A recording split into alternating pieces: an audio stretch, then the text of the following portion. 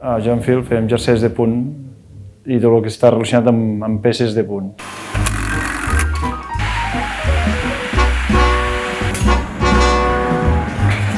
Sempre hem treballat per primeres marques i apostem pel valor que té la roba que nosaltres, que és una roba de proximitat, que fem aquí, que sabem com la fem i com la comercialitzem. La cooperativa Joan Fil va néixer el 1969. Aquell any va haver una pedregada molt forta i tothom es va quedar sense collites i la gent va començar a marxar tothom cap a Barcelona, cap a les ciutats, a buscar treball. Llavors aquí acabava d'arribar un mossèn nou al poble que va pensar que s'havia de buscar una alternativa perquè la gent pogués continuar vivint aquí.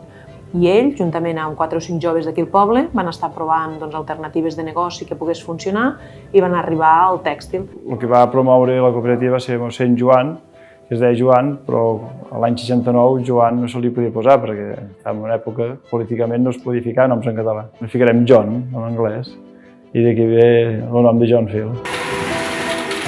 Ara mateix aquí a Joan Fil són 26 socis treballadors. Una gran part de la producció treballem per bebè infantil. Treballem per diverses marques i a part la marca nostra. Es diu Set Jor, té dues coses bones. La qualitat, perquè són una empresa que fa 53 anys que fem el mateix producte, jerseis de punt, i el disseny, que comptem amb l'Òscar Dalmau, que és un gran dissenyador, i el disseny els fa ell i ho fa molt bé.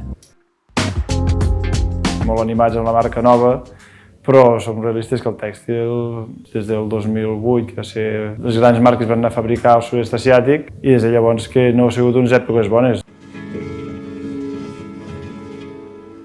Els nostres reptes són mantenir-nos creixent. Sobretot donar feina aquí a la gent que vivim al poble, que no ens calgo desplaçar-nos.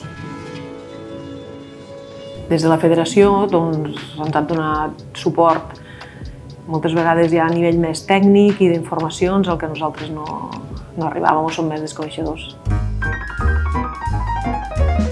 La relació dels treballadors amb la cooperativa ha sigut que aquí han treballat pares, fills, família, vull dir, molta gent. Jo destaco del model cooperatiu la capacitat d'adaptació que tenim. L'avantatge que tens és que quan aquestes crisis que han anat venint, ens han pogut suportar tots. És molt millor una cooperativa, és tothom que s'impliqui.